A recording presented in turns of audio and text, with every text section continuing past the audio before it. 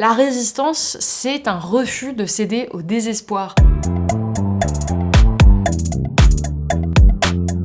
Alors pourquoi résister au nouveau fascisme aujourd'hui ? Eh bien parce que l'extrême droite en France est aux portes du pouvoir.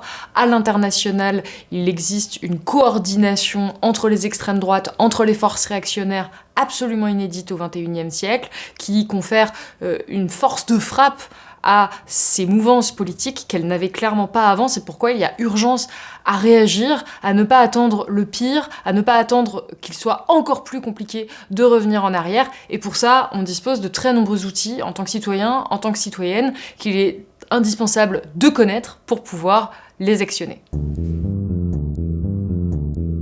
Bien déjà se rappeler que tout ceci n'est pas une fatalité, que nous ne sommes pas condamnés à voir l'extrême droite arriver au pouvoir, que nous avons encore des leviers d'action et qu'il y a encore de l'espoir. Et c'est cette phrase de l'un des personnages de Jean-Paul Sartre que j'aime beaucoup, qui dit « La résistance, c'est un refus de céder au désespoir ». Et dans une ambiance qui est particulièrement morose, c'est important de se rappeler qu'il existe des possibilités d'action et qu'il existe aussi tout un tas déjà d'initiatives qui ont lieu, il y a tout un tas de personnes qui se mobilisent déjà et qui ne demandent qu'à être rejointes.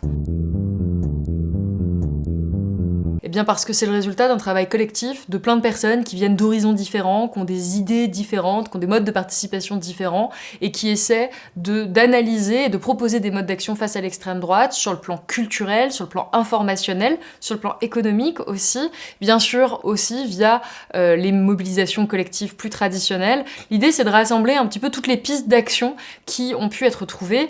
À titre personnel, j'interviens bien sûr sur le volet informationnel, puisqu'on le rappelle, l'une des stratégies de l'extrême droite, c'est d'instaurer la confusion, de faire en sorte qu'on ne puisse plus y voir clair, et donc, dans ce contexte, produire de l'information vérifiée, être capable de partager, de diffuser cette information vérifiée, c'est déjà aussi une manière de résister, et c'est celle que moi, j'ai envie de mettre en avant.